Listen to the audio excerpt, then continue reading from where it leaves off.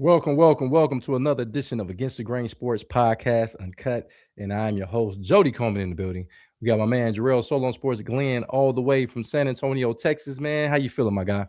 Feeling great. Hey, Jody, we got a cold front coming our way, and I'm serious this time. I know I'll joke around about this, but it's really going to get in the 20s this weekend. I think Saturday into Sunday, everybody named Mama down here is already going to the grocery store because they think the world is coming to an end. They think they're gonna buy up all the water and toilet paper, and they're freaking out. But this weekend's supposed to be in the 20s, bro. We're not used to that shit down here. That's crazy because it's supposed to be really cold here. We're supposed to be getting a snowstorm or something on our end. So Yeah. we probably really do need to go to. If we don't have no food in the house, you're probably gonna need to go get some food because it's gonna get kind of ugly here. But nevertheless, man, we will have is we're gonna have some football this weekend. We're gonna have some NFL, AFC, and NFC championship games will be played. Now we're kind of switching gears with college football being done with. Did you see that top 25? The final top 25, I believe they had Indiana at 1. I think they had like Ohio State at 2 on some poll, Georgia at 3, Oregon. And I think it was like Miami, something like that. It was just a crazy little final. Who gives a fuck about the final outcome of the season? But a lot of people was complaining because Notre Dame was the 10th spot over like teams like BYU and Alabama, and they didn't even play a bowl game. But I think they should automatically not even got ranked when they didn't play the bowl game. But Eagles Philly in the building, he said, "Good evening, good brothers." He said, "Keep doing your things, stay safe and stay blessed." My nephew in the building, he said, "So when you were a kid, was it ever cold enough to have to walk to school backwards because the wind was cold and hitting your face? Was it that Yeah, cold?" bro. Uh, I haven't been in Texas my entire life. I lived in Montana for a year or so. I lived in North What? Dakota. Yeah, bro. Oh, I've been in some cold places, bro. So you think it's cold where you're at, but I've been in a couple of cold places in my life. So you might have us beat then, because I mean Montana. I don't think nothing is topping Montana. yeah, it was cold, Eagles bro. Philly said, "Yeah, we supposed to get some snowstorms." Here in Philly, they talking about it might be the blizzard of '96 where we got 25 inches of snow. Wow. Listen, man, I don't want to see none of that. We have had some bad storms, but never 25 inches, and I don't know if somebody wants 25 inches. That's a lot. I think if you get that much, you're gonna have to probably get some organs removed or something. That sounds harmful. Yeah, I don't know about that one. Also, my nephew Donald said, "Man, I didn't even think it was really people in Montana." But you know what? Before we get to what we talking about, before we get to it, man, it's crazy work because the San Francisco 49ers said that Brandon Ayuk has played his last snap with the 49ers. Talk to me. What you think happens with the 49ers with this situation? uh they're gonna catch a hell of a time trying to trade this guy. He cried and cried to get his money a few off seasons ago, going on podcasts, calling out the franchise, trade me to Washington, trade me here, trade me there. He gets his money and it's been hurt ever since he got paid. So I don't know the market value for this guy right now. He's not a number one wide receiver. He's good. He's not a number one. So I don't know the trade value for this guy, the contract he makes. I'm thinking teams know, you know how NFL teams, they can smell blood in the water. Okay, you're having issues there. I'm gonna wait to see you release him. I'm not giving up any draft picks for this guy. When you release him, then I pick him up. I think that's what's gonna go on with the 49ers and Brandon Ayuk. I don't know how that relationship got so bad so fast, but he was just one of the best players just a few years ago. And now with the relationship, I don't know what's going on, but they're bad now. And I don't think they're gonna be able to fix it. Yeah, I don't know how this even became an issue. I mean, this is a guy that, like you said, he complains about getting his money. He gets his money. He gets hurt. This is a guy that was a premier route runner in the NFL. He was trying to get over to the New England Patriots. I'm pretty sure he's a little upset he didn't get that deal done. But there was some other teams that was interested. The Pittsburgh Steelers being another one. I think the Cleveland Browns also interested. And now I think both sides are going to feel the effects. It's not going to just be Brandon Ayuk. I think he's going to feel the effects because, like you said, not only is he not potentially going to get traded, he may get released, and then he's going to have to still battle this stigma of who he is now, because now the narrative has been painted that this guy's like a diva type of wide receiver. Yeah. We don't know the ins and outs of this particular incident. We know that the 49ers know, John Lynch knows, the GM over there probably understands a little bit better what's going on. He has a lot of friends around NFL, so he still may be able to unload this guy because he's still an uber talented guy. We don't know, being out of football for over a year and a half, we got to see what he brings to the table. But Brandon Ayuk, a very productive wide receiver when he was in the lineup, and he helped out Brock Purdy a lot in his rise. He got paid. Yeah. I don't know, man. It's an unfortunate situation for this guy because they got rid of Deebo Samuels, where he would have been the number one, for sure, number one. And now he's not going to play another down for the San Francisco 49ers, man. So like, I guess you're right. Where are you going to move this guy to? Yeah, I even saw earlier this year, he was posting videos on his Twitter or whatever they call it. I think they call it X.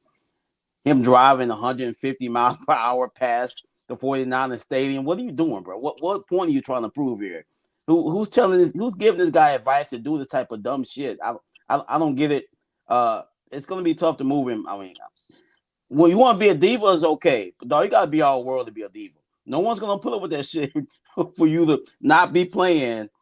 You know what I'm saying? You can't be playing and act like a diva. Now, if you're out there catching 3 or 4 touchdowns a game, you can talk all the shit you want. But you're not on the football field. No one wants to hear people on the sideline. That's no different than me and you talking shit. I mean, we're not playing like he is not playing. If I'm any team, I'm any 31 of the other teams, I'm waiting until he get cut, and I'm going to give him the veteran minimum. I'm going to bring him in. There's a lot of teams. The Pittsburgh Steelers could use him at the wide receiver position. Kansas City, of course, the Chargers. But I don't know if you're a serious contender. Cleveland Browns had the worst wide receiver room in all of football. So there's potentially places he can go, but I don't think no organization is going to risk any. I don't care if it's a 7th round draft pick. They're going to wait till the 49ers cut bait. And if I'm John Lynch, I don't make this statement. If I'm John Lynch, I don't make this statement per se, because now you just minimize and completely dissolve any trade ability that you would have. I would have personally had not said anything. We got Michael the People's Champ Perry in the building. What's going on? Donald said, do we even know if he's still good? Seems like he hasn't played in 2 years. Sometimes it has to happen when they are not happy with the rehab effects or something, because that's all it could be. It's not like he's dropping passes, but he's not even on the field to drop passes. Then my man King Minks is in the building. He said, what's good to the crew? But before we move on and get to the topics, man, the NFC and AFC championship games, Michael the People's Champ, Brandon Ayuk is stated from their GM, John Lynch, that he will not play another snap for the 49ers. Where do you see this saga going now that he has already showed his hand and said he won't play another snap? Is it going to be hard to move, or are they just going to have to cut bait and cut him? I mean, there are several teams that probably would take Brandon Ayuk. I don't think that he's not going to have a team. Whatever's going to be more lucrative for San Francisco is what they're going to do. If it's to cut him and take the hit on the cap, then they'll do that. If it's to trade him, they could do that. I mean, again, I don't think that Brandon Ayuk is finished. The man was injured. He couldn't get back. Then, it just didn't work out with him getting back in time. Or whatever the case may be, they've kind of moved on, but that doesn't mean he's not good trade bait. Atlanta's looking for number 2. I think Cleveland is looking for number 1, I think Brandon Ayuk is good enough to kick the tires on for that type of thing. I don't think because the guy was injured. Now, what's his rehab like? Do they know more about what's going on with him physically? Maybe they do. I don't know. But if he's physically good, then hell, shit, there's a lot of teams that would be interested in Brandon Ayuk. Very true. Donald said the same thing I always say, that teams in the pro sports always talk their value out of their players and wonder why other teams want to give them a bag of chips for the player. If you just shut up and trade the player, you get more back from them in return. They said let's trade Brandon Ayuk for AJ Brown. I don't think the Eagles are that stupid. No, they're pretty smart. No, we know AJ Brown. He might be a head case, but we know he can play. it ain't no doubt that this guy is a 1,000-yard receiver, multiple seasons. Brandon Ayuk hasn't played in almost 2 years. We don't even know if he can still play this game because he's closing in on the age of 30. You know, when you get to the age of 30, he's not quite 30 yet, but when you get older in wide receiver years and running back years, you already know that your value diminished tremendously. But you have to be very careful in the NFL when you open your mouth because NBA is one thing. You get away with that shit talking. All these teams will give you an opportunity. But, man, you talk too much shit in the NFL, we'll be saying, whatever happened to Brandon Ayuk, he won't get another job. That happens in the NFL all the time. Hey, I'll be posting a story about it in 5 years. Like, man, the Brandon Ayuk that we used to know. Remember, he used to be a dog. You don't play with the mafia, bro. The NFL is the mafia. We definitely going to get back to that. King Ming said, Ayuk and Mac Jones for Justin Jefferson. Let me dream, Jody. No, I'm not going to let you dream because those are impossible dreams to have. Ayuk and Mac Jones for Justin Jefferson. Oh, come on. That wasn't even working the video game. Right. Hey, we're going to get back to the NFL and we're going to talk about the NBA. But before we get there, we got games going on in college basketball because now we're going to, our shows are going to really shift gears. And we got a game that's playing right now. The Maryland Terrapins at 8-10 versus number 11 Illinois fighting the Illini with their super freshman, Keaton Wagler. This kid's giving you 16 points a game. I think they're already in motion. I already saw some of the game because it started at 7. Solo on Sports, without looking, who you got in this matchup? Oh, I'm going to fight in the line now. They're 15-3. Maryland struggling to even hit 500. So I'm going to fight in the line now all day. Okay. Michael, the people saying, what do you think about this matchup this is a Big Ten matchup. Maryland has not been the same team since they came to the Big Ten. Well, I also think that Maryland's best player is playing for the Pelicans right now in the NBA from last year. And that's impacting this season. And they, weren't in on the freshman sweepstakes of getting one of these 15 electrifying freshmen. I think what we're seeing right now is this freshman class. I mean, I don't know how deep it is because every week I'm hearing about another freshman that's now, averaging 15, 16, 20 points a game. I'm like, well, I knew about the top 5. Then all of a sudden, okay, well, now it's 7 or 8. And then it's like, well, now this kid at Illinois, like, you got you got kids all over the place. It looks like, the kid at Houston. I think they got a kid at Texas Tech. I mean, we knew the kid at Arizona. Like, bro. Kids at Arizona. They got actually 3 freshmen out there. And like Mike, like I said, people go check out the Get Grain Sports. I've been featuring all these freshmen. We got a new freshman out of Washington. We'll talk about him later, averaging a double-double. Steinbach, we'll talk about him. But in this particular matchup, Illinois is the cream of the crop. One of the best teams in the Big Ten. I think they handle business against the Maryland Terrapins. Wagler already hit one of the deep NBA threes, showing off his range, his versatility. Let's hope he's not a one and done. Don't forget about Pedro Stojakovic's son over there that's playing great. He's a freshman too? No, he transferred in from Cal. He was at Cal last year. So, but we all probably going to do a threesome, so we're going to probably all pick Illinois in this game. And this is going to tickle Mike's fancy right now. We got Notre Dame. They're playing right now versus number 22 North Carolina. I believe North Carolina had dropped back-to-back game. Then they lose to Cal, and I believe they lost to Stanford. Stanford got another outstanding. Okua, they got an outstanding freshman who lit them up for 36 points. But we all know about the superstar freshman over there in Caleb Wilson. 19.7 points a game, 10.6 rebounds, 2.7 assists. I believe they average a little bit over a block a game. Michael, the people saying, talk to me. I know you're probably watching this game. But I think when I looked left, they were up 18-10, 18-13 or something like that. Talk to me about this game. Who wins this one? Well, if North Carolina decides to play any defense at any point in time this year, then they can win any and every game against any and everybody. They've literally lost 2 of their last 3 games and are averaging 92 points a game in the ACC play.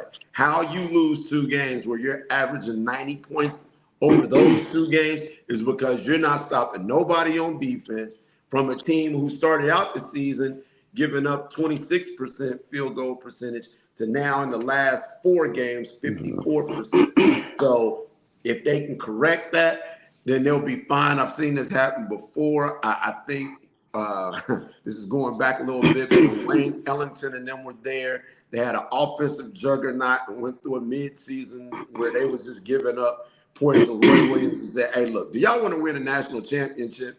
And, yeah, well, you got to start fucking playing defense. We can score with anybody, but you got to play some defense. So we'll see what happens tonight and see what happens over these next couple games if they get their defensive swag back and continue to play well on offense. Who do you got in this game? Oh, North Carolina. Okay. Solon Sports, talk to me about this game. North Carolina have dropped a couple tough games to some really good teams in the ACC. Just because they lost to Stanford and they lost to Cal, two teams I think will be in the running for the tournament. So it wasn't like they were on the road. So it's home sweet home today. Who you like in this game? It's tough when you throw all these young, talented players together. They still got to build their chemistry. North Carolina be just fine. They're still North Carolina. I agree with Mike. Their defense needs to improve.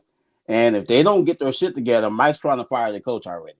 He already said he wants Hubert gone. So I want him to win so he can keep his job. Mike won't be on this deck. So so what's up?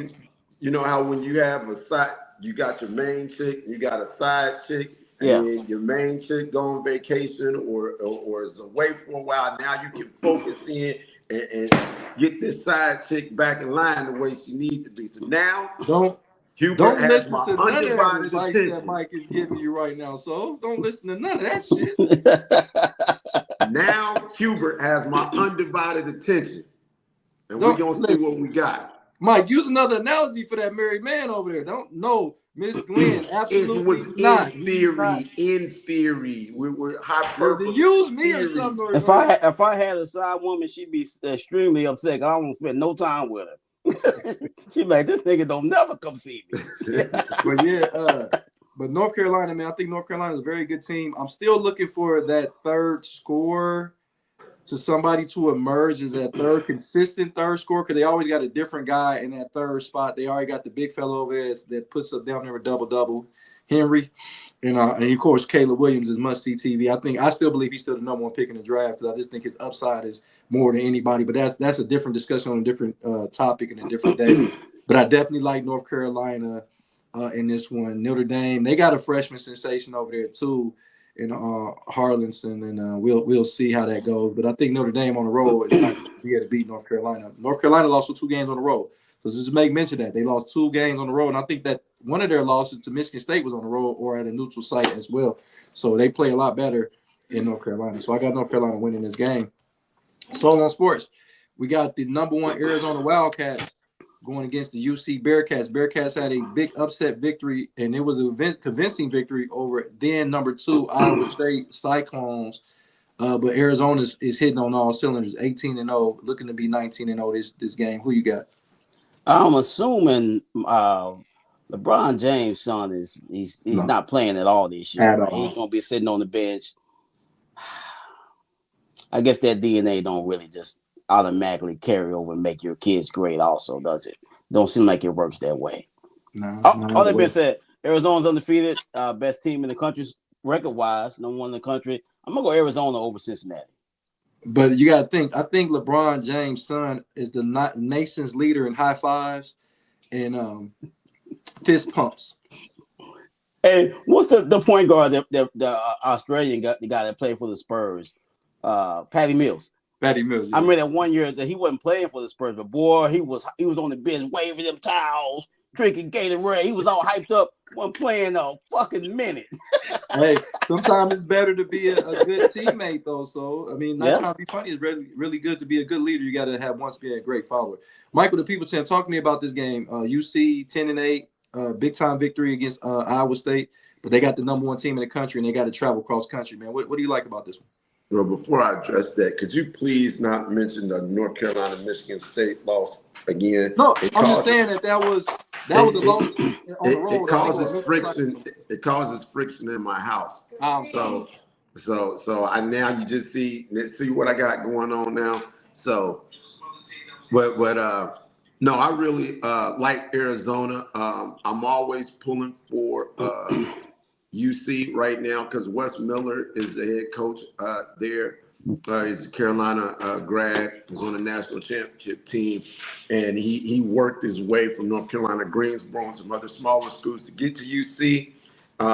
He hasn't quite gotten UC over the hump the way I thought that he might, but they do get a big win every year.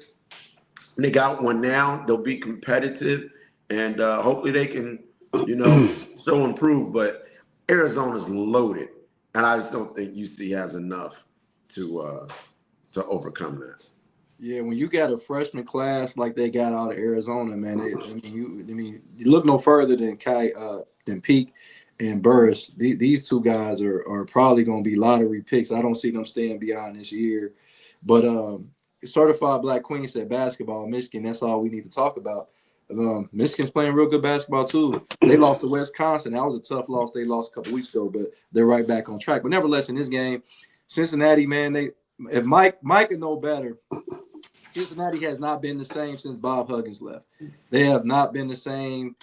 When Bob Huggins was here in Cincinnati, man, Cincinnati was a bona fide Final Four contender every year. They got the players, the Kenyon Martins of the world, the Nick Van Exels of the world, the Danny Fortson. I remember y'all know about Danny Fortson, but none of those guys are walking through the door.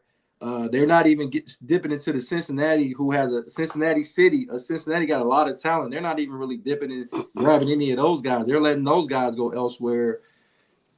They didn't get OJ Mayo when they had the opportunity, or Bill Walker. Both of those guys, and Daquan Cook, all three of those guys, Daquan Cook ended up going to Ohio State, but they got two of those guys right there in their backyard, and they got neither one of them. But I like Arizona in this game. They're just well rounded. They got center play, they got guard play, they got guys that can execute at the end of the game. They shoot the free throws very well. I like Arizona in a big victory at home to go 19-12. I think UC underwent a culture change because the guys that Huggins was bringing in was a different set of human beings. You had Kenyon Martin, you had Ruben Patterson, Melvin Levitt, Ruben Patterson, point guard with the lip, Nick Van Exel. Oh yeah. See, I'm talking about Fortson. And it was a light-skinned guy that came in with him that was a McDonald's guy. But these were Rough Rider type guys. Martin. This was their thing. And ever since Huggins left, they've not had a bunch of Rough Riders there that played, basically physical, skilled basketball, though. Because they had some skilled dudes that could put the ball in the bucket. Nick Van Exel was absolutely incredible to watch play, and they just don't have those kind of guys at all anymore. I don't think those type of players even play high school ball anymore, or college ball. Okay? With all these different wear the AAU tournaments and things of that nature, those type of players ain't really out there no more. These dudes are more coddled and more privileged from middle school to now. So I think it's a completely different game than what we're used to seeing. I think you're right, man, because I told you I have a big problem when you got a sixth grader ranked in the nation. Yeah. He got his own IG page that got over 100,000 people telling him how great he is, and he ain't even got to seventh grade yet. And I think we're destroying our young men by doing that. I don't like to rank. Never been a fan of ranking kids. And you got the number one fifth grader. How we got other fifth grader that ain't even played basketball yet? What are we talking about, man? And that's all about a money deal. So it's all about trying to get these kids shoe deals, and now kids can get NIL deals. These are all parents or adults that's doing this and damaging these young guys. And then prime example, the kid Mikey Moore, I think he's not Mikey Moore, I'm talking Mikey Williams. He is now out at Sacramento State, but this guy was a surefire NBA player, and he was reading his own press clippings, man. I hope it looked like he's landing on his feet, and we praying for that young fella. I want him to be in the NBA because he had NBA talent, but I think that him and how the adults around him dealt with him, so I think that affected him. He got in trouble for gun possession or something, didn't he? Yeah, that's what I'm saying. It was just a lot of stuff where it was a lot of adults that, that damaged these young men. Yeah. And then those adults can go live their life, and now these young men got to deal with picking up all the pieces of their life. So, but I think one of the things that Huggins went and did, he had dudes like Blunt and Bostic. These dudes were 2 stars, but out of some place that, he found them, And I think guys got to, I don't think it's just the kids. I think, we just saw in football, there's a formula. And I think that formula could work in basketball. You look at both the teams in the national championship game, the two oldest teams in college football, right? Or two of the older teams in college football. And you got one guy who's done it primarily with transfers and 3 stars and 2 stars and got them an edge on that. Then you got another guy who is a great recruiter and does a good job of retaining his top recruits, but then it's okay with letting the other ones that ain't panning out go and going to get some veteran guys from another school and saying, okay, this is our formula. And I think coaches got to get more involved with not always going after these 5 stars. Like, look at Izzo. Izzo would be winning at UC right now with the most heinous brand of basketball that you can actually watch. He's got 1 score and a bunch of bruisers, and they setting screens. They knock motherfuckers down. he changed the flavor. You don't see any Debos. Now you got these 2 uniquely large 7-foot white guys with brawny shoulders. And he said, okay, we'll play it like that because they're not going anywhere. They're not getting the NIL deal from nobody else. They're not coveted like that, but they are 4-year guys in your system. We got my nephew Donald, the voice of the youth, in the building. But the problem with that, Mike, and we'll get to these next games, and I'll let Donald chime in on the next one. The problem with those things that you just said is Michigan State has not won a championship since 2000. I think they won the last one with Andre Hudson, 2000, 2001. That's the problem. The Big Ten, that was the last time the Big Ten even won a national championship. So with that being said, I get your sentiment of getting guys in there and at least being competitive. But when it's talking about winning it all, you need superstars. But Jody, here's the thing. You can't win it all if you can't get in the tournament. Izzo is in the tournament. He's a 1 through 5 seed every year, no matter how you cut it, off of the way he brands and who he goes to get. And I think that's a formula that I'd rather have that formula than, like, look at Kentucky right now, who is all built off of trying to get all the 5 stars. They play 1 year, they gone. Puke University is all about, they gonna just load up with as many 5 stars as they can and then get bumped out because they don't have the girth when it comes down to the postseason to really handle that. And then they gone and then they get 5 more. And it hasn't worked. Nobody's that's really done that has really won. Duke has won championships since Michigan State, and Duke last won a championship in 2015, bro. 10 years. 10 years. That's what I'm saying. And what I'm saying is that's 10 years ago, and that wasn't when they were getting all what they've done the last 7 to 5 years. And Donald knows this to be true. They've gotten every number 1 5-star that they could get. And then they start out preseason top 5. They make a little run. They win the ACC. And come tournament time, when they run into a more physical, experienced team, then they out the tournament. Go ahead. You know how we won our last championship? With 4 5-star freshmen. But they weren't freshmen. They were not freshmen that year. They were. All 4 were freshmen, right? Tyus Jones, 1 and done. Jaleel Okafor, 1 and done. Justice Winslow, 1 and done. Grayson Allen, 1 and done. Yeah, I don't know. Well, you know what? Stick with that formula. Jaleel Okafor. I love it. I hope y'all stick with that formula from now until Christ comes. We do too. We actually okay with it. Our players do well with it. Well, we won one more recently than them, and I know the last time they tried that freshman shit, we put them out the Final Four. So. But we got another game, and I'm gonna let Donald get this one. We got the Washington Huskies. I was just talking about another standout freshman in Steinbach, the kid from Germany. This guy's getting 17.8 per game, 11.1 rebounds. We don't talk about him because he plays for the Washington Huskies, and his games come on at midnight Eastern Standard Time. But they're going against an undefeated number 7 Nebraska team that are looking well oiled by Fred Hoiberg. I don't know why he didn't get the Iowa State job. When he at Iowa State for a minute? Well, anyway, I think he was. He was at Iowa. He was at the Bulls in the Iowa State, but now he's back with Nebraska. He got Nebraska playing fantastic basketball. Donald, talk to me about this game. Who wins? I got Nebraska at home. Nebraska tough. I don't think they're gonna go undefeated, but I don't think Washington got enough to come in here and beat them at home at Nebraska. Okay, so who you got in this matchup right here? Cornhuskers. Cornhuskers. Mike, Yeah. who you got in this matchup here?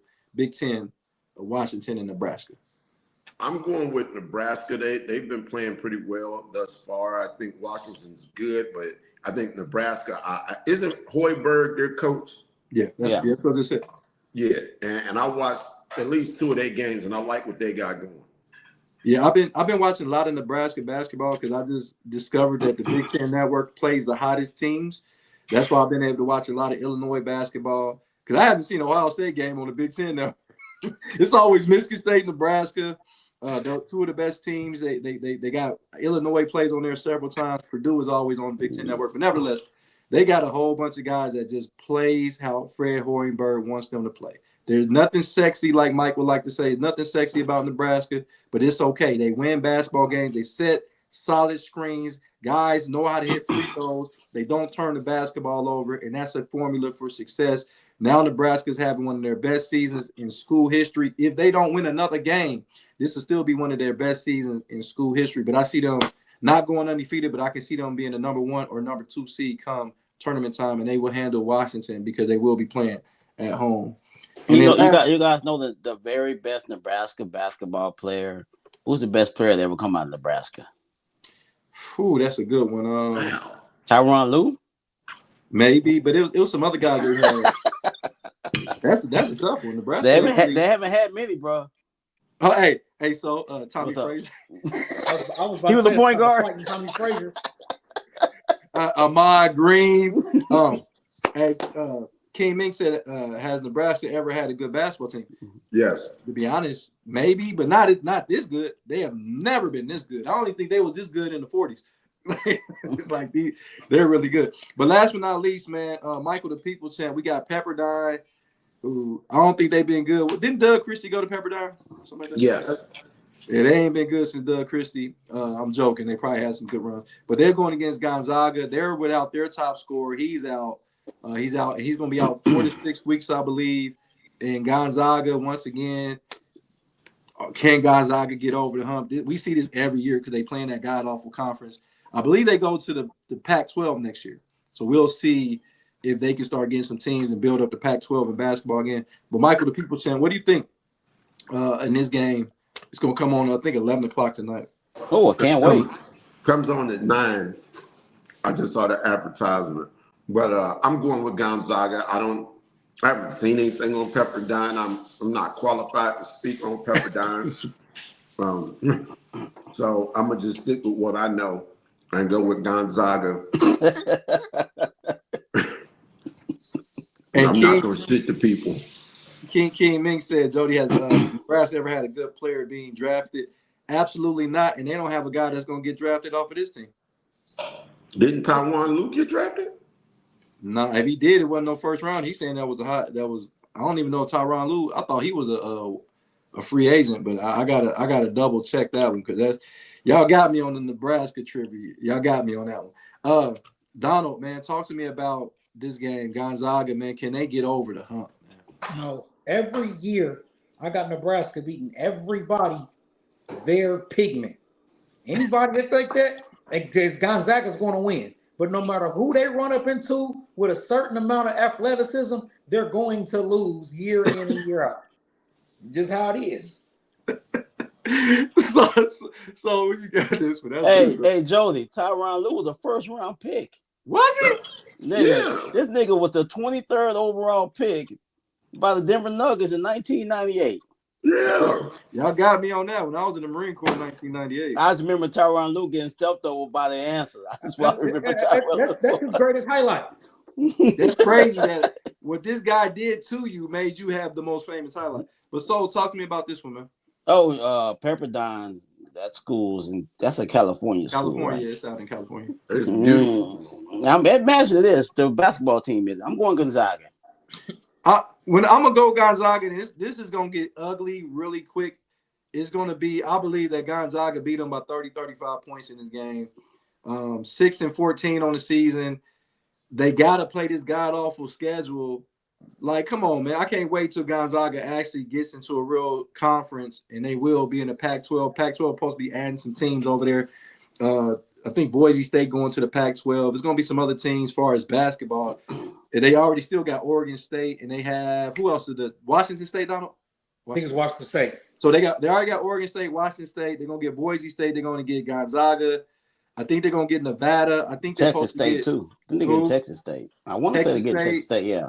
I think they're supposed to get UNLV, too. I believe UNLV is supposed to go on over there. So they'll hopefully have better games than them running through. Are they in the Mountain West, Donald? Where the fuck is Gonzaga Conference? I think they might be in the is the WCC. I want to say it's like a boxing. Right. I think it's the West Coast Conference. I think it's WCC because the Mountain West is UNLV and Boise in there. Okay, yeah, you're right. So, and all those teams from the Mountain West are supposed to go over to the Pac-12 next year. But it's going to be crazy because because I don't think Gonzaga got a football team. So it's going to be crazy that they go over for basketball purposes. But where does that lead the Pac-12 in football? And do the Pac-12 get an at-large bid in football? But that's another conference. That's what I was going to ask. Would that make them a Power 5? Like it make back a Power 5 conference? That's what I'm saying. I think some of the guys that left might go back. I think the Pac-12 don't look right without having UCLA and Stanford. Don't seem right. USC, like I think those teams need to go back, but I mean, now we playing Stanford. Now we got teams like Cal coming to the ACC, beating up on people. Yeah, Stanford got that freshman. He didn't like that. Mike didn't like that. He had 36 points with North Carolina. I don't know if he heard. Yeah, he heard. Hey, but before we get to the NFL, we got an NBA game of the night, and it's crazy that we got a game of the night, and this team is under 500. But they do have Giannis on his team, so there's no matchups today in the NBA with both teams over 500. That's how anyway, I got to report it the way I see it. So, Donald, we got the game of the night in the NBA. We got the Thunder, who has cooled off quite a bit, 36-8. They won't break the record. Obviously, they won't break even the Bulls record. But they're 36-8, about to get into the All-Star game. They got a couple more games for the All-Star break. And then Milwaukee. Damn, already? Shit. Trade deadline is coming up, and that's going to be my follow-up question with the trade deadline. Is Giannis going to get traded? But we'll talk about that after you pick this game, though. Of course, I'm going to take the Thunder in mostly every game they play. But they got Giannis, but at the same time, I'm Thunder by about 15. So who you got in this one, man? I'm going Thunder. Giannis, he might be playing his last few games as a Buck. But yeah, I'm going to go on Thunder. Michael, the people saying, who you got in the game of the night? The Thunder and the Bucks. Jody, this league is by far, of all the sports leagues, it is now officially the worst professional sports league that there is. And at some point, they're going to have to do something about the NBA. It's too many teams, too many guys that don't play, too many teams under 500. Look at the Knicks, who actually lost 9 of 11 games. 9 of 11. And there's no Tatum, there's no Halliburton in the East. If they can't, they're like the Buffalo Bills. If they can't do it this year, then what year could they do it? So I'm just so disappointed with this league. But to pick the game, I'm going with the Thunder. I don't see anything different happening in this game. I wasn't really old enough, but did people say they got to do something about the league, like about teams being bad when you can make the playoffs being like 35 and 50? You can do that now. Yeah, you can do it. Yeah, I'm saying I just didn't know. And you got to hold on. And you got a playing game, and you got all this other stuff. So that's going to be a bad direction for you to go. Now, to answer your question. I asked the question. I asked the question. I said, did anybody say they need to do something about this when you can make the playoffs at 35 and 50? No, I'm pretty sure they were having those talks. Okay, I'm pretty sure. They weren't gonna have that talk because the team that made it at 32 and 50 or something like that was the Bulls and Michael Jordan, but Michael Jordan had missed that whole season. No, they made it when he played. I'm just saying. Remember, he missed the whole season. Came back in the playoffs. He came back the last 2 games of the season and then played against Boston. That's when he dropped the 60. Was it 63 on the Boston Celtics or 69? Yeah, they won a lot of games in that series. They ain't win shit. The Bulls didn't win shit. And the thing about it is, Donald, don't start this shit. No, I just like stating a little fact. They wasn't gonna win no game. No, it was a fact. But let's go around the horn. I'm gonna go with you. So now, like I said, I'm picking. There's no need for me to even elaborate on why I'm going with the Oklahoma City Thunder. They're just a better flat out team than the Milwaukee Bucks.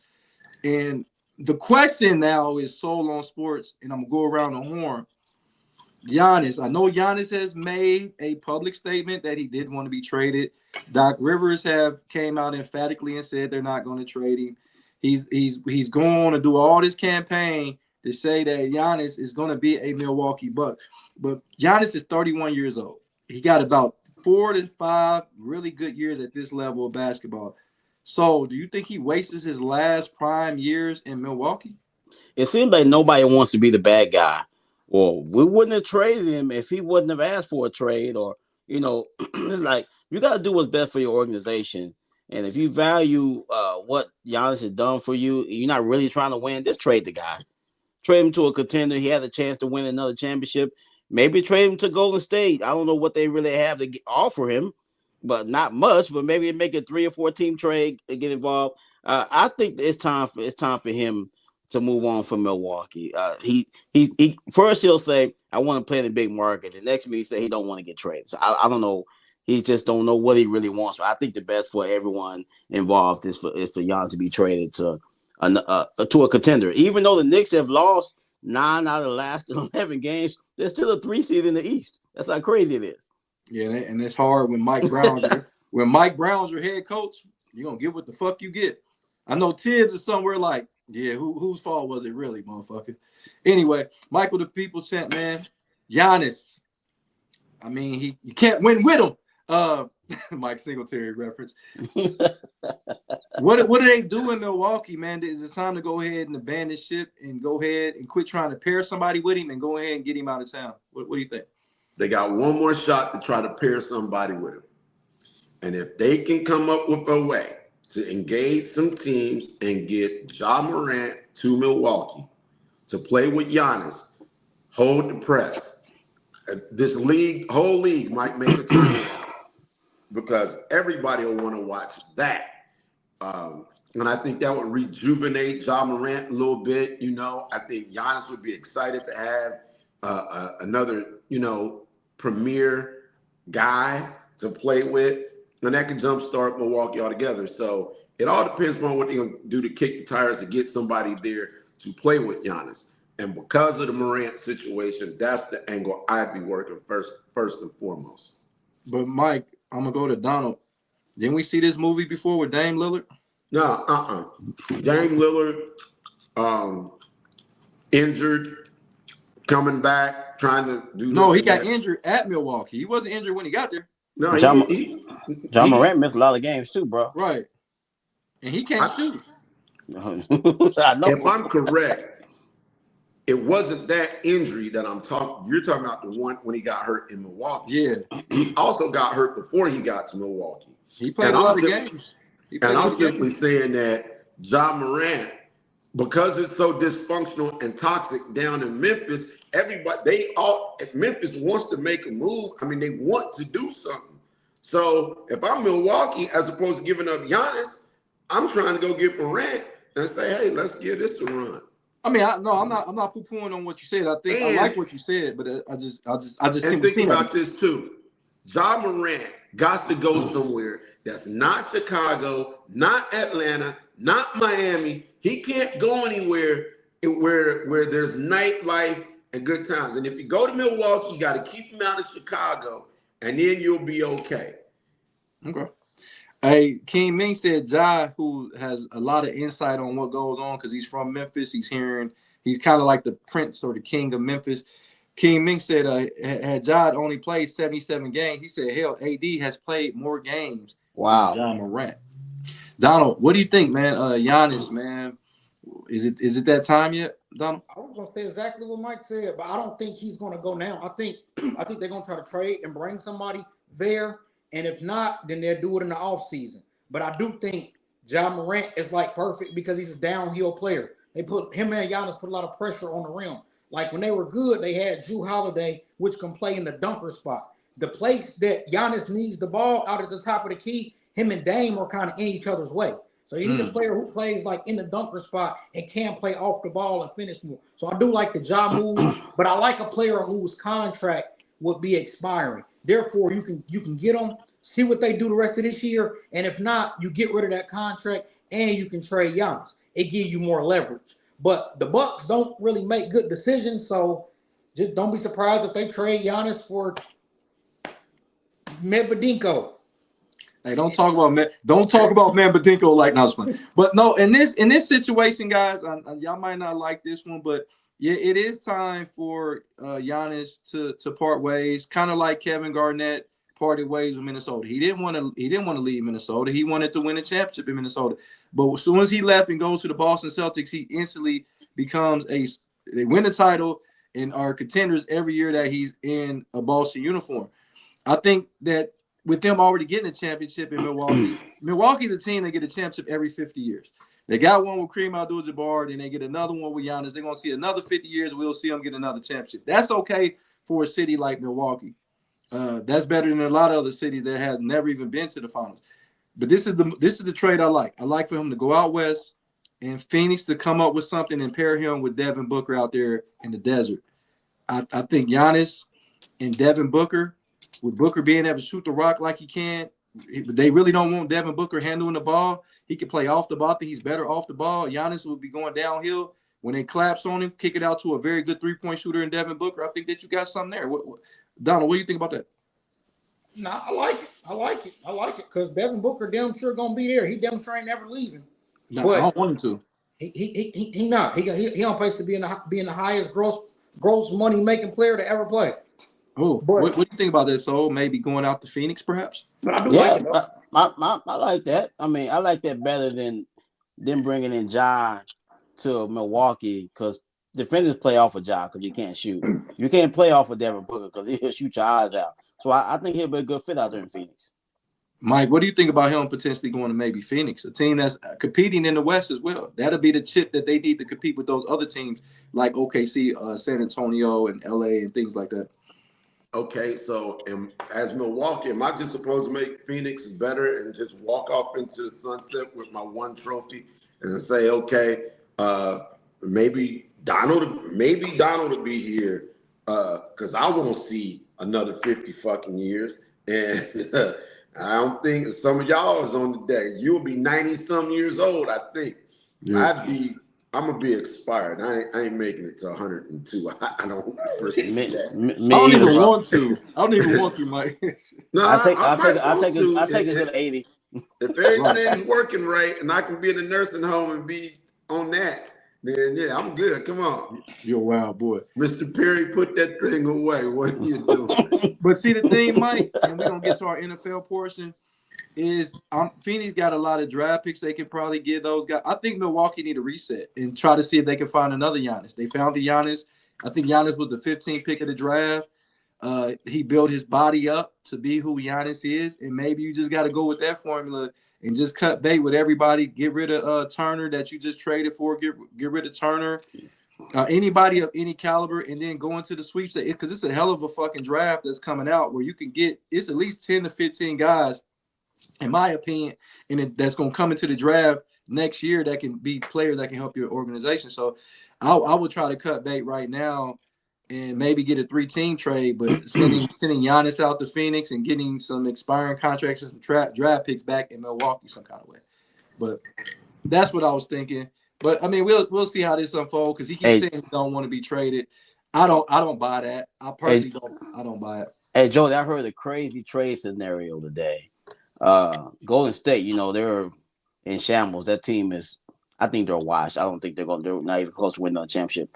Trading Steph Curry to the San Antonio Spurs for all those young players they got, and maybe one of the high draft picks they got from I do believe they have Atlanta's first round pick, trading the guy they just drafted, the guy from Rutgers. What's his name? Yeah, Dylan Harper, Fox, and no. I'm just saying it's a possibility. They do that shit. San Antonio be a dumb as fuck. Steph Curry, I love him to death, but Steph Curry is on this is his last hoorah. San Antonio on the uprise. They got nothing but young talent. Don't get rid of that. Jody, but they're not gonna be able to keep all them players, bro. You already know this. You know they can't keep all them dudes, man.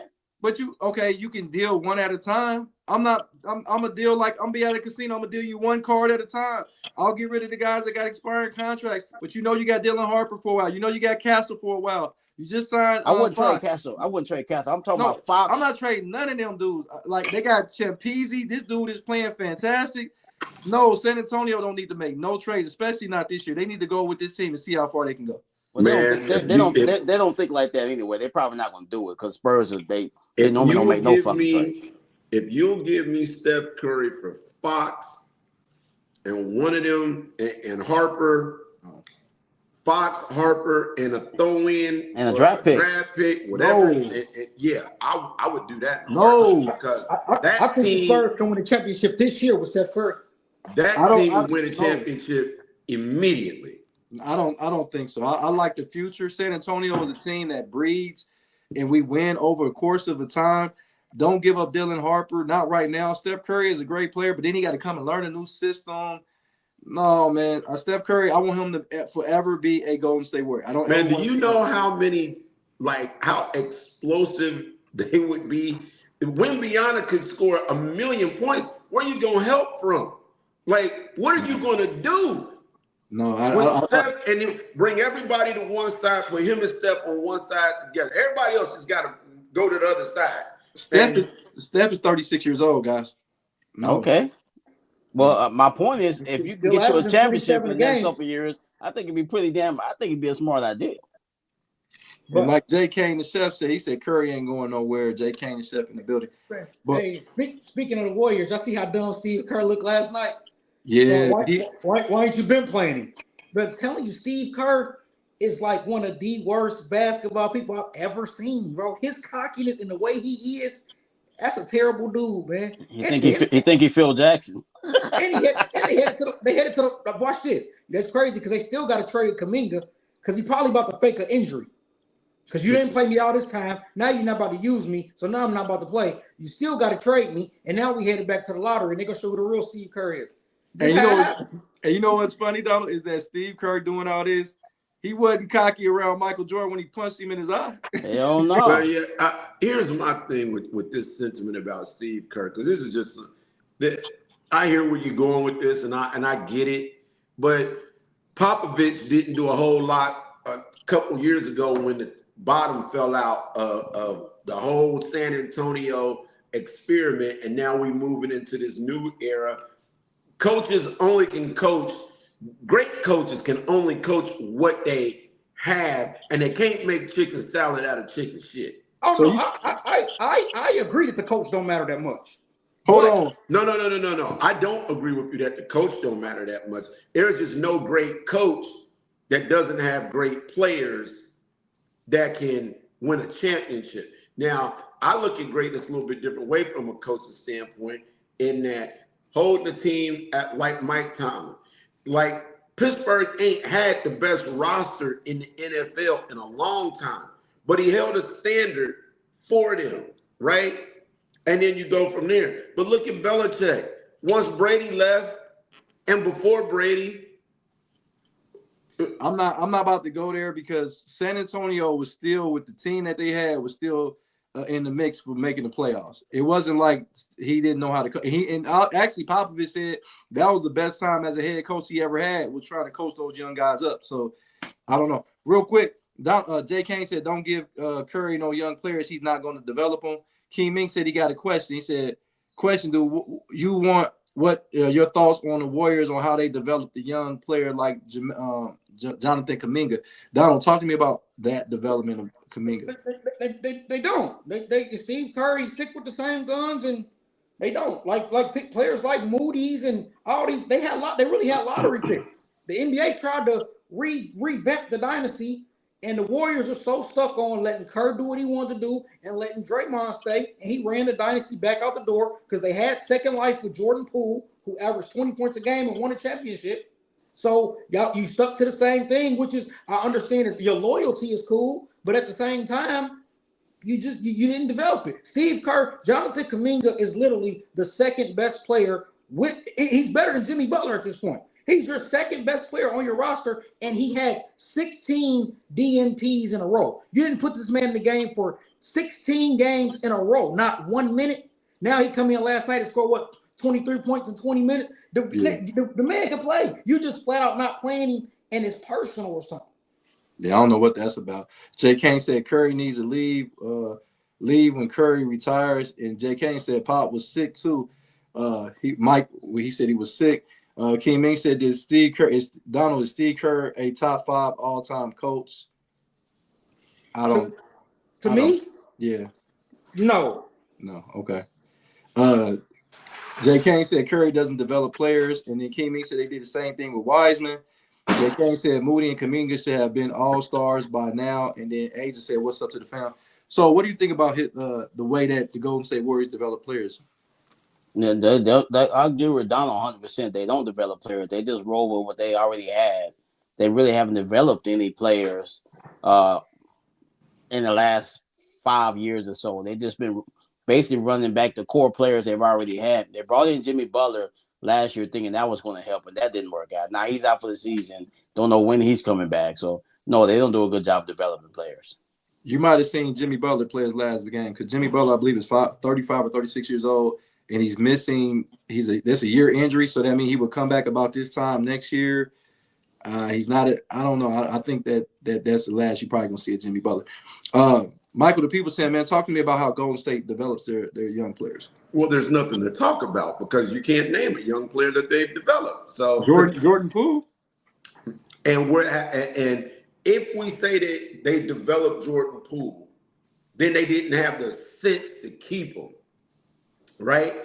And then you look at Kuminga, you look at some of the other people that they've brought in that were younger players. None of these guys have cracked the starting lineup. None of these guys have become a substantial player. Every coach has a strength and every coach has a weakness. I think Steve Kerr was the right man at the right time to come in and coach Golden State when he did. However, I do not think that he is a young coach's coach, a young player's coach. He's never had to develop.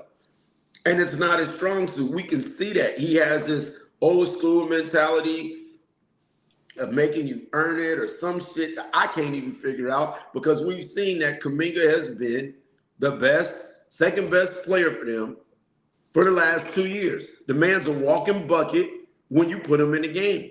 So I do think Steve Kerr is an all-time great. I do think with 4 championships, that puts you in that category. But I don't think that he is skilled at player development. And Golden State is just like the Boston Celtics. It's just like every franchise that we've seen that has a great run. Only the Lakers have come the closest. But everybody forgets those post-Magic and pre-Shaq years like they really didn't happen. And everybody acts like Boston didn't have a lot of misfortune that happened with Len Bias and Reggie Lewis. And then it was some lean years. And then they don't get enough credit for Paul Pierce and Antoine Walker when they were there, but couldn't quite, get over the hump. But even the great franchises struggle with lean years when that well runs dry on that core that you had that was great. That's true. What's up, DJ Scano in the building? What's up, my brother? Jay Kane, the chef, said Poole was developed there through necessity. He developed himself. He had to play Curry and Klay Thompson when they were both hurt. I'm going to say this. I think there's zero development when it goes to Golden State Warriors as far as getting the players to that level. Kuminga was a 17-year-old kid that reclassified when he was drafted. This is a kid that never even went to college. I don't even think he went to college. And I think they got him because I believe he's from the Congo. They brought him over from Africa. and he played, and they just did not develop him. I think he was a McDonald All-American, some stuff of that nature. But nevertheless, they don't develop players very well in Golden State. Not to mention, the worst thing that Golden State ever did or didn't do is I would have got rid of Draymond Green before I got rid of Jordan Poole. I would have traded Draymond Green. As soon as he punched him, I would have got rid of Draymond Green. Got some value because people still would have gave you some value. This dude is a walking triple single, and I would have got rid of him. And I think at this level of his career, his defense is not even what it used to be, and that's what his staple is. And they're not even one of the top ranked defenses. And then they got like my man King Mink said, they did the same thing to James Wiseman, where they could have got Melo Ball. They could have got Ball, and they didn't. They went with Wiseman. They have nothing to show for it. They did not develop Wiseman. So I believe that Golden State gonna get what they get. They had a tremendous run over the past 12 seasons, but all great runs come to an end, and the Golden State Warriors run come to an end. I don't think it's no knock on Steve Kerr. Do I think he's an all-time great? Maybe a top 10 coach, but it's a lot of coaches I would put up there just in my opinion. You know what I'm saying? So hey, Joe, you saying Draymond go out there, put up 4.7 rebounds, 7 assists, about 38 screens. They be calling him a great player. Draymond Green is not that good, bro. Well, he's a walking triple single. So what are the Globetrotters? The Globetrotters. He's a good defender, too, brother. But he's going to make the Hall of Fame, bro. Oh yeah, I never understood. Like they got rid of Poole instead of Green. I never understood. Like even coaching a game, I'll never put in a player who can only play defense over somebody who get buckets. Because if you put a player in the game who only plays defense, you're probably gonna put him on the best team's other player. He might take his average from 30 to 27, but you're taking 20 points off the floor. I think they're scared to trade Draymond Green. They're scared of that. 17 points. What are you gonna do? Punch the gym? Hey, well, see, I can understand why you would say that, because you don't appreciate the greatness of Dennis Rodman and the formula that the Bulls utilize is the same formula that Steve Kerr utilized.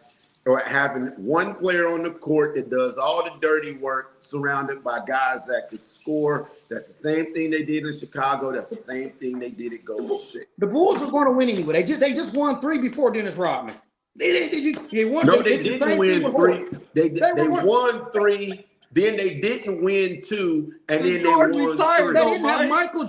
Or they had Michael Jordan and Scottie Pippen. They were going to win the championship. But this is big shout out, Donald. Donald, big shout out. Your mom's is right here in the comments. Big sis in the building. Your mom's in the comments, man. Appreciate my sister Mika, Donald's mom. Love her to death, man. We got Donald. Jay Kane said he was drafted from the G League. He said Draymond trash for real. And then King Ming said 2.6 rebounds, 6 assists, 5 fouls, and 1 technical. And he ran KD out of town. And come on, bro. He kicks players in the nuts. He does all type of dirty stuff, man. Draymond Green should have been traded so long. Oh, yeah. Hey, you know what all that is Draymond Green learned from an overrated college coach, and he went to the NBA, had an overrated coach in the NBA, and he's just an overrated player. Yo. Who's going to be in the Hall of – so you're calling this future Hall of Famer, 4-time champion, completely overrated. And he was almost Finals MVP one year. I don't think he was ever that, but no, I just think he's overrated. I mean, I just feel like a lot of guys can do what he do. Golden State would have still won a championship if they would have traded Draymond Green. Draymond is extra. But all we know is that they didn't win a championship. We can't say what would have happened. No, he still. Mike, I could have suited up and played Draymond Green's spot. We still Mike, if you played with Steph Curry and Klay Thompson in your prime, how many assists would you have in the game?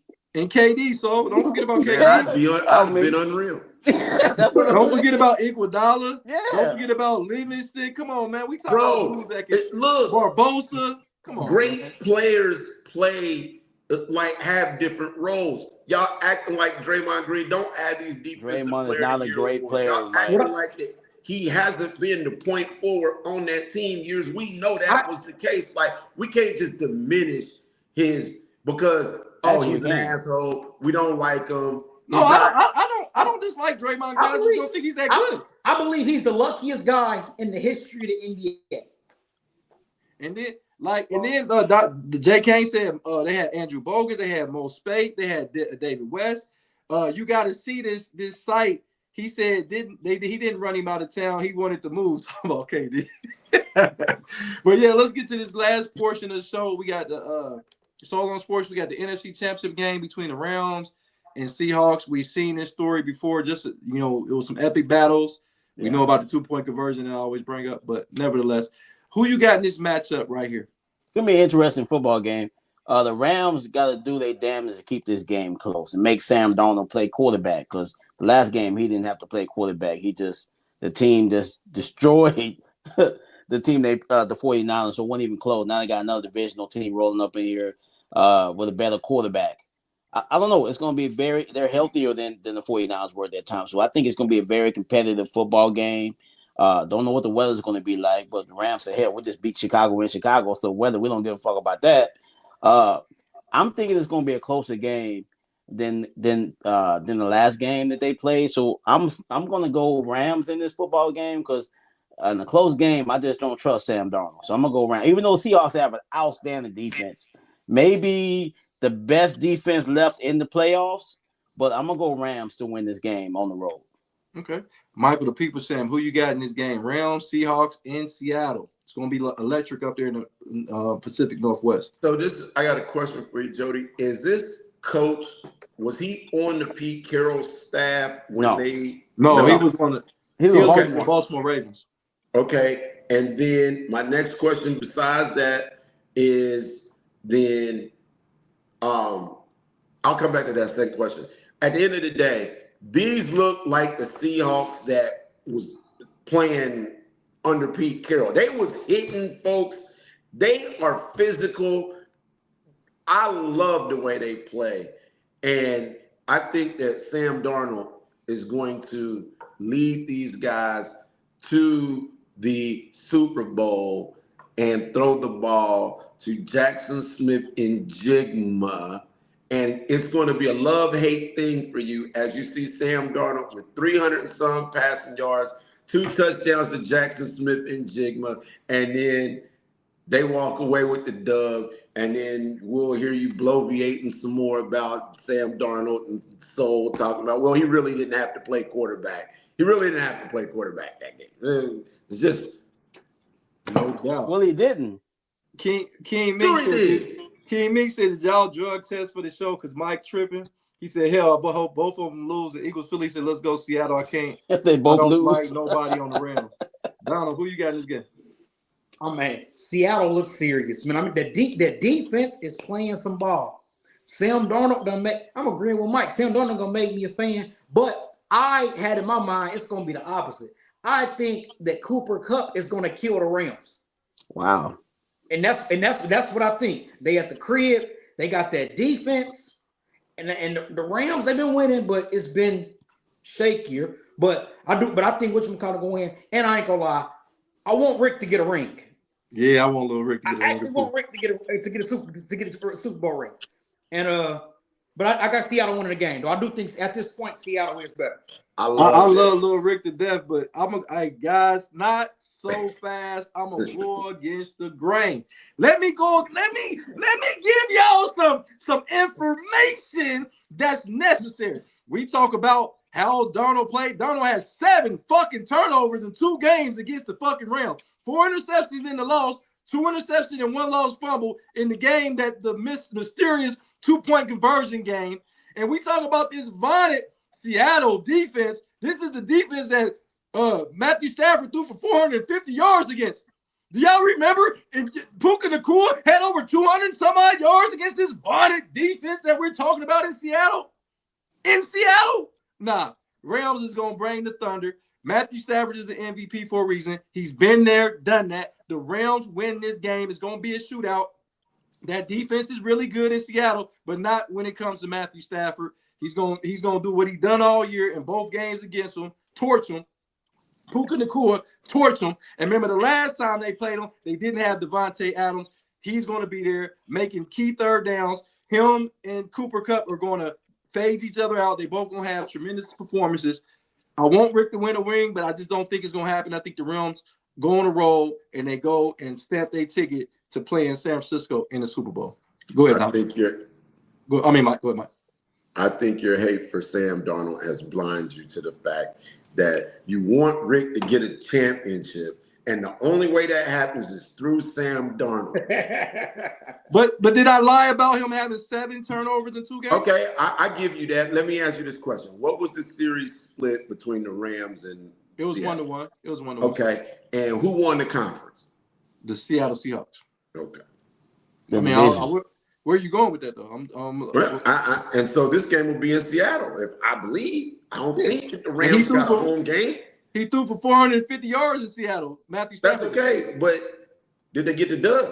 No, they didn't. They lost in overtime because I ain't making no excuses, but so no goddamn well that 2-point conversion. That motherfucker picked that ball up, and let's not make no mistake. Chabanal, I'm saying his name wrong. Chabanal, he won't play in this game. He's out. Yeah, he tore something. I think ligaments in there or something. He's not gonna be there to pick up the 2-point conversion when he thought the play was there. Go ahead, Doc. No, I was done. I think Seattle gonna do it though, man. It's just looking good for. I think Seattle gonna win it all though. Not even.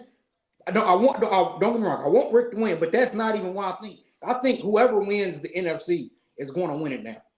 Okay. They cannot go out. If the Rams want to win this football game, they got to make it into a football game. They can't let Seattle do what they did last week. Take the opening kickoff and create all these turnovers to get the crowd into it. They got to slow the game down, get the crowd out of the football game, and make Sam Darnold play quarterback. Mike, you might not want to hear that, but he didn't have to play quarterback last week. We'll see what happens when the pressure's on. He might start seeing ghosts again like he was with the Jets. But so let's not make a mistake that McVay is probably the best head coach left in these playoffs as well. Yeah, he is. Matthew Stafford is the best quarterback left in these playoffs. I'm just saying. Well, you if you got a Super Bowl championship and nobody, Sean Payton got one too, but I think McVay is better than Payton. But in this game here that we're talking about, yeah, they've got the experience, they've got the championship pedigree, they got all of that. But Seattle's got something going. They feed off their crowd. Seattle really feeds off their crowd too. I think it's gonna be a good game though. It's gonna be definitely good. King Mink said he said Lambs win because my dislike for the sea chickens is on another level. Sea chickens. The sea chicken. He said my hatred for both teams have already made me blind. That's why I wear glasses now. What the hell is wrong with King Mink? Who's this team? He liked the 49ers. Oh, okay. Lord. Donald. We got the AFC Championship game. We got the New England Patriots playing great just across the board against the Denver Broncos, which I would have had more faith if Bo Nix was at quarterback.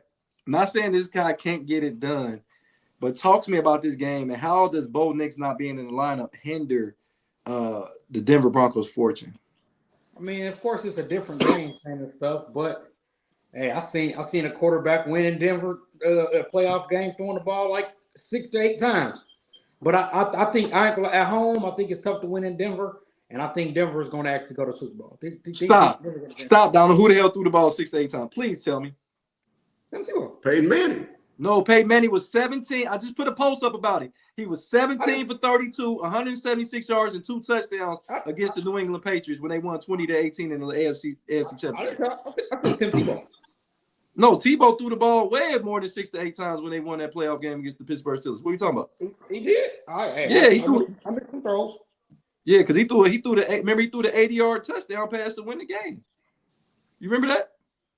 Oh, Tebow. Yeah, he threw the rest in peace to Demaryius Thomas. Eagles Philly said, "Let's go Denver." I can't stand Stephon Diggs. Eagles Philly is starting to get up there with my little brother Jason Hefty Lefty on his hate for players. Like, I'm about to have everybody's list. I got Soul's list. I got Mike's list. I got Donald's list. I got Jason's. I got Ray's list. King Minks and goddamn Eagles Philly, y'all got a list too. Y'all got a goddamn list of hate because y'all get on here talking about a lot of players y'all don't like it. I love it. I'm here for it. King Mink said, Jody, why people say Bo Nix played? They said Broncos going to give him a painkiller. I don't want to see Bo Nix play. If he's really hurt, I don't want to see him play. I don't want that. A painkiller for what? A broken ankle. Foot? He got. See, it's not a broken. It's a broken bone in his ankle, so it's not a completely broken ankle. Shoot him up. He might take the dope, buddy. I don't know. Shoot him up. Hey, Bo Nix, you already 46. You probably never get back to this point. Hey, but Donald, remember what happened to a guy that tried to do that in Motown? His name was Grant Hill. He tried to go out there and play and prove how tough he was on his ankle, and he never was the same. If he would have went out and got the proper surgery instead of playing on a fucking bum ankle, he would have probably had a better career. But I digress. So who you got? Shade of blue, buddy. Wrong shade of blue. It's gonna be. I think this is gonna be a good game because I'm not really sold on the way Drake May's playing football of late. I know we talk really bad about C.J. Stroud. People have dog in the mouth for all the interceptions, but Drake May didn't play well at home, and this game is in Denver. It's gonna be a very tough football game. Sean Payton's really looking forward to this challenge of getting this no-name quarterback to the Super Bowl at home. We all know the Broncos play well at home. I'm going to go Broncos as well. I think the Broncos find a way to win this football game. Their defense is going to play well in this football game. They're going to put pressure on Drake May, create some turnovers. And I think this quarterback that no one knows of, Jarrett Stidham, he's only had a couple of plays this season. And I think they're on their way to going to the Super Bowl. I think Denver wins this game. Okay. Michael, the people saying, what do you think? I want to hear that. What do you think? Man, I think the Denver thing would be a great story, and everybody could feel good and rub Vaseline on their nipples. But at the end of the day, Vaseline. no way, no how the Fighting Vrabels will get it done. Jody, I'll say it for you. So we don't have to have that Homer shit. When you get ready to pick, I'll go ahead and put it in the ethers all ready for you so that Vrabel, who should be coach of the year in the NFL. I've been harping on that for a few weeks now that, hey, look, this guy seems to me to be the guy. And so I see, unfortunately, Denver suffering that injury that they got to their starting quarterback comes into play and allows the Patriots to get back to a Super Bowl post-Belichick. That'll be a great story, especially if they play Seattle. I'm gonna be real, guys. Mike, you're gonna be on the limb by yourself. I'm gonna go with the other guys. We're gonna have a threesome over here because I'm gonna go with the Denver Broncos because I just think that Drake May is too generous with the football. He got away with it because the other quarterback was more generous with the football. I think he's been generous with the football all playoff long. Don't forget against the Chargers, he had a couple costly turnovers. His defense and Justin Herbert just played worse than he did. Same thing with C.J. Stroud. C.J. Stroud just played worse than he did. So you're not going to have this, and Jarrett Stidham is not going to. He's not going to do anything that's going to hurt the team. Is he going to go out there and look like Nick Foles? No, he's going to go out there. He's going to get Sean Payton's going to put him in a lot of positions to get high percentage passes. They're going to lean on that defense. They're going to lean on Patrick Surtain going one-on-one with Stephon Diggs. I think Patrick Surtain wins that matchup. Yeah, Boutte. I don't think Boutte is going to have the game he had against the Chargers. Against the Texans. And I think that it's going to be a strip sack fumble from somebody out of that great pass rush from Denver who had 68 sacks, which was 4 sacks from the record. I got the Denver Broncos at home and the kid, R.J. Harvey, having a tremendous game. And don't forget, J.K. Dobbins may play in this game too. Go ahead, Mike. I see where you're coming from, but I think everything is a teachable moment.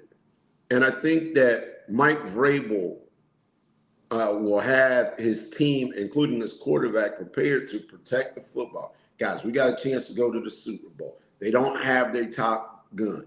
We're going to have something designed for that. We're going to do what we need to do. You just talked about the guys that didn't have great games against these guys because that defense is really that good. They don't allow much superior quarterbacks that have great games, and think that Jarrett Stidham is going to come in and be able to hand the ball off and play action and game manage a Super Bowl appearance. Is it possible? Have we seen it? Sure, but the probability of that is at 10 percentile. But hold on, they're not playing against Tom Brady in this game. That's what if they were playing the Tom Brady New England Patriots, I wouldn't give him a chance. But But the May formula still got to is prove still himself. the same. So yeah, but it's not the quarterback play is not the same. But we also got to think about this too. If CJ Stroud would have took sacks to the face instead of the 5 fucking interceptions, they're playing this week.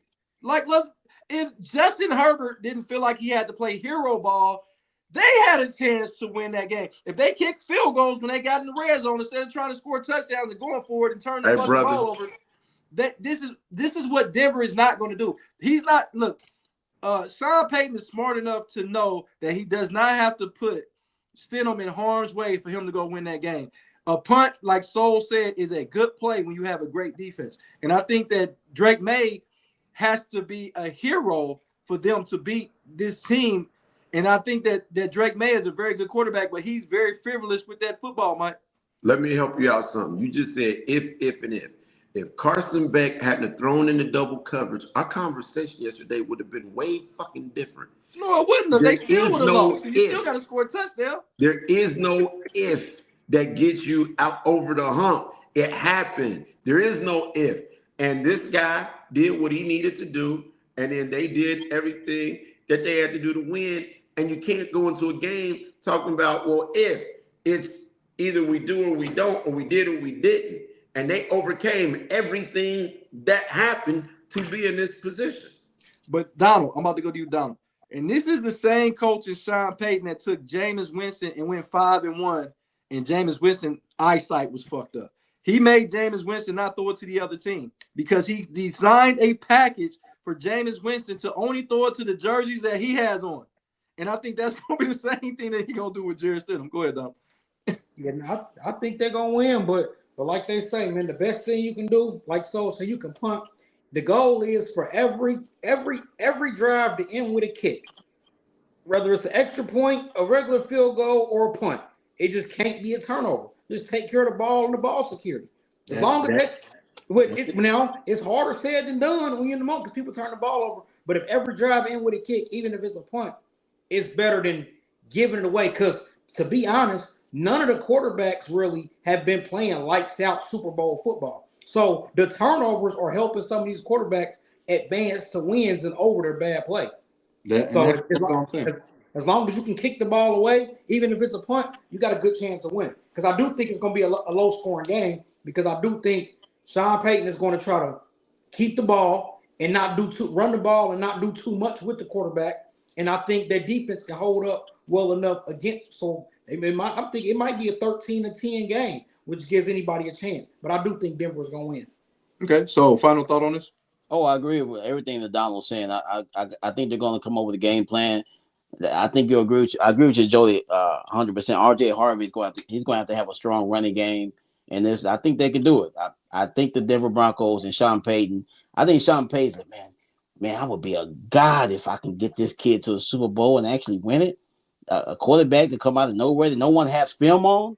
I'm pretty sure this is going to be a good football game. So yeah, I 100% agree with you guys saying. I think Broncos got this.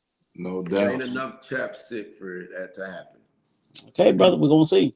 Great show. Sean Payton be all chapsticked up like that motherfucker be chapping up. I'm like, God damn, this motherfucker. Hey, he don't want that. He don't want that lip to crack. You know, when that lip crack, you get a cut. Oh, that's the worst feeling in the world. It's painful, right?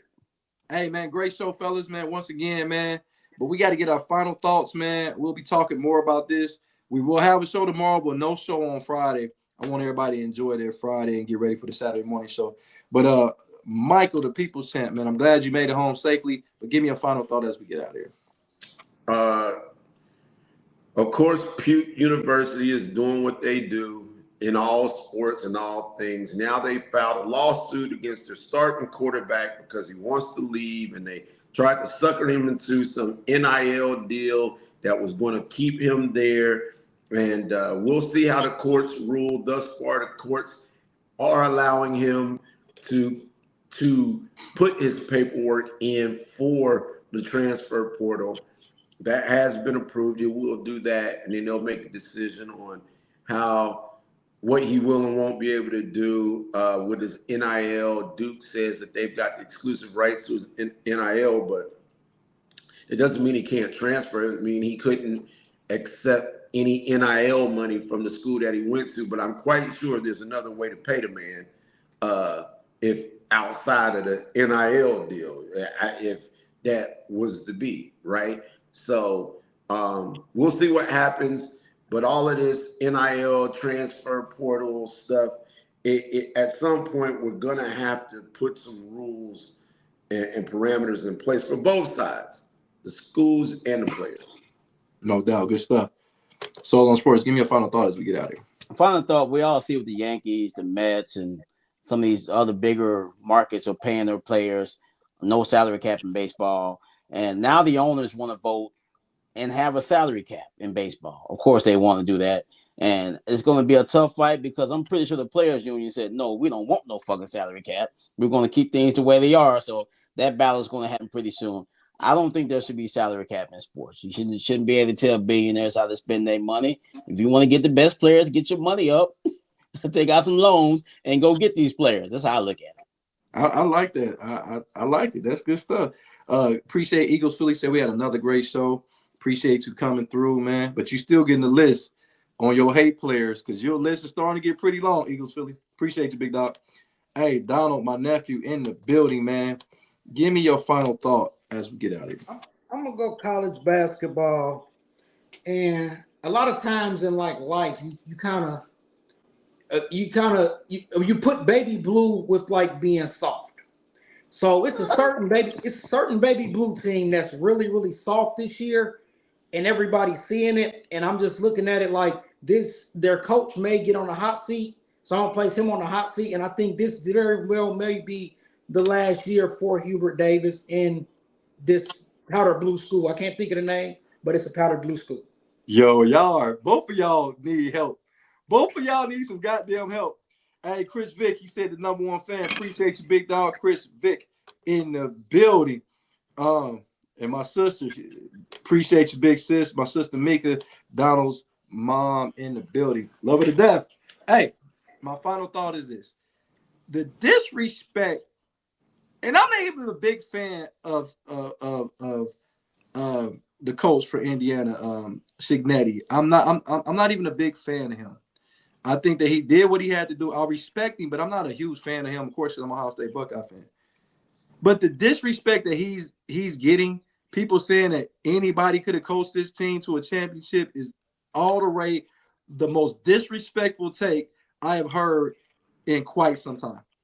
This guy took a program that was the worst program in the Big Ten, and in 2 years, he has 2 losses in the national championship to boot and a Heisman Trophy. Let's not forget about that.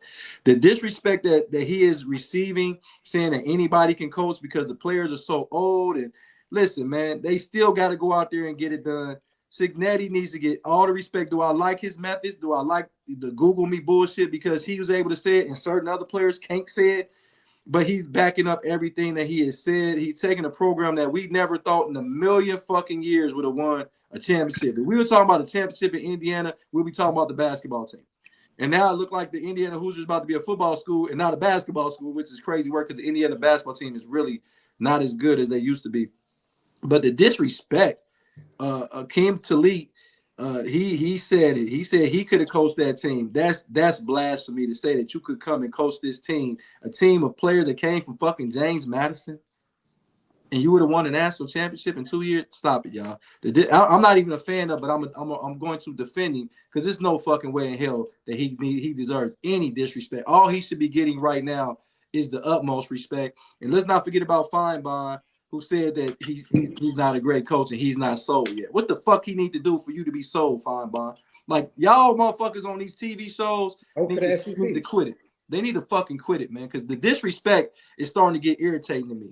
I understand you don't like a motherfucker, but the disrespect is getting too much for me.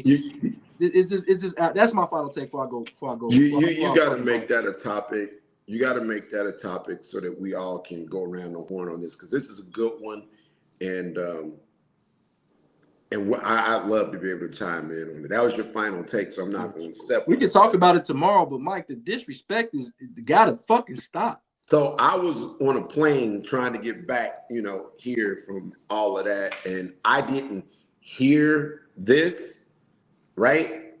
what I've been hearing, was all of the, Indiana and all of that. Nah. Donald sent the clip. It was Akeem Talib. He said I haven't had a chance to see it. Oh, when you get a chance, look at it. He said he could have coached that team. But is there more than just Akeem? Like, is there a ground? No, it's fine. I'm just going with the two people that's talking the loudest, Feinbaum and Talib. Two guys that got platforms to speak. So it's probably other people that might say it. I'm talking about the people at the highest levels. So Feinbaum, you have to understand, like, why would you even listen to Feinbaum? First of all, you can look at Feinbaum and tell he's never been an athlete at no point in time. He was on the 7th, 8th grade journalism class for the school paper and started writing about sports at age 12. And now at 60-something with no hair and no bitches and no nothing, Feinbaum is bought and paid for by the SEC, and he will say the most ridiculous things. He's talked about Miami. He's talked about Mario Cristobal. He's talked about the ACC. He's talked about the Big Ten. He didn't talk about anything to bring more credibility to a conference that is clearly on the decline. And their best hope is Lane Kiffin, right? Yeah. Then Texas too. Akeem Talib, what? Yeah, Akeem Talib, the defensive back. But just let's just clickbait. Like, he needs something. Like, there's no more chains to snatch. There's nothing like that. So now he has to come up with something to say. And where did he go to school? That's something. Kansas. He went to Kansas. Yeah, he went to Kansas. Right. So he played at Kansas. So he don't even know what real college football even actually looks like. Because the Kansas team that he was on probably was one of the better teams they've had in the last 100 years. But come on, bro. We're talking about Kansas Jayhawk football. And I'm not a big fan of Akeem Talib because of what he did with his brother, and his brother ended up unaliving somebody. So you already know how I felt. Even though don't get me wrong, Talib was a fantastic player. He should be a Hall of Famer. Right. But what and I'm not even going against who he is. I'm going about what he said. So let's put it in perspective. Come on, bro. Don't disrespect Cincinnati talking about you could coach that team or anybody could coach that team. That's not fair. Yeah, if you want to say you can coach a team that has a shitload of talent, you can say that. But this team is a bunch of 2 and 3 stars and they won a championship. No, not everybody can coach that team. This is my thing on it though, right? This is my thing. It's okay, you could say you could have coached the team, but it's more to Cincinnati coaching the team. He brought and put the team together with that idea to have the team. That's what you do. He had a plan, he put it together, and he done it to do that. Would you even have thought that far to get these older players or whatever the case to win a championship like that? It's more than coaching than the actual game. It's putting together the blueprint to even put it to make it become tenfold. He got to show with Skip Bayless, that's right there says it all. Then the Indiana Hoosiers are the last football and basketball program to be undefeated. And here's the thing. You could go even further than that. You could say he put this in motion last year. Right. Last year, they only lost 1 game. And it just took them a year to get over the hump. They lost 2. Ohio State and Notre Dame. Okay, so they lost 2 games last year, no games this year. But to even have Indiana in the playoffs last year, when the year before, what was their record, Jody? Like, they were 2-10, and I believe they were like 1-7 in the Big Ten. So everybody talks about this year's accomplishments and this, that, and the other. Last year's accomplishment is the greatest probably coaching job ever known to college football, to take a college football program. I am a person who was in the business of coaching and always had in my mind a 4-year plan. Because typically when you become a head coach, you don't go take over a team that was winning. There's only so many coaches that ever got to do that, and most of them were at Miami. Jimmy Johnson got to do it when he took over for Howard Snellenberger. Dennis Erickson got to do it when he took over for Jimmy Johnson, and actually Larry Coker got to do it when he took over for Butch Davis, right? Didn't Dennis Erickson do it too, Mike? I said Dennis Erickson took over for Jimmy Johnson. Yeah. And then Larry Coker took over for Butch Davis when they fucked us and made us play Florida in the Sugar Bowl when we should have been playing USC. I believe it was Oklahoma. I thought it was USC. When they supposed to be USC? No. It was the year before. It was either Tennessee. Florida State lost to either Tennessee or somebody. But anyway, my point is most coaches go in and take over bad football teams, right? And then they have to take 1 year to get all the riffraff. The second year, you get a little bit better. Then year 3 or year 4, you may cut. And then year 4, you're really expecting, okay, we about to, now we're going to take off, right? What did Saban do at Alabama? Took him a little time to get going. Like, usually that's how it goes. This motherfucker went to Indiana and said, Google me, and immediately started kicking ass. Immediately. And in what's mostly the most overrated conference in football, but he did start kicking ass. Hey, Donald. In that conference. Your mom said that Feinbaum played 4 years at Sinclair.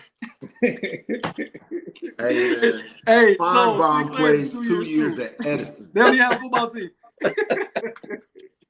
Hey, man, good stuff, man. It's crazy work, man. It's really crazy work, though, because I just don't like disrespect. I don't like people that have earned the right to do particular things, and then all of a sudden y'all want to minimize their accomplishments. You know what I mean? Like Mike said it all. They are 27-2 in 2 years. He's 1-1 against Ohio State. He's 1-0 against Michigan. He's undefeated against the fucking SEC. I don't know what else more do you want as a resume for a guy in 2 years. I don't know if it's any other. Nobody else have had a more impressive resume in 2 years at any organization that I probably have ever seen than what he's done, and especially where he came from. So it's nothing he can do. It's just certain situations. When certain people are sold on certain things, it's like, not to get into it because I know we done for today, but like a player can come in the NBA today and average 100, 100, and 100 and win the championship every year. But it'll still be the league is watered down, and somebody's just still the best. It's just how it is. Yeah, I agree with that. Good stuff. Hey, man, great show, man. That's gonna be a topic. I think we may even talk about that tomorrow, so we can really dive into this topic. But I'm your host, Jody Coleman of Against the Grain Sports Podcast, Uncut. We got my nephew Donald, the voice of the youth, in the building. We got Jarrell, Soul on Sports Glenn, all the way from San Antonio, Texas. Michael, the People's Champ Perry in the building, got home safely. We got Ray, more than just a barber. Lindsay, working right now. More than just a barber. Lindsay is actually the catchphrase. Andrew mic'd up, man. He's doing his daddy duties. And we can't do none of this without Jay Kane, the chef, cooking it up in the kitchen, as well as Jason, the hefty lefty, that's out there on the basketball circuit with my other nephew, Peanut. Hey, man, so since Ray ain't here, man, what we doing till tomorrow, man? We're working, baby. See y'all tomorrow. 2 weeks, Donald.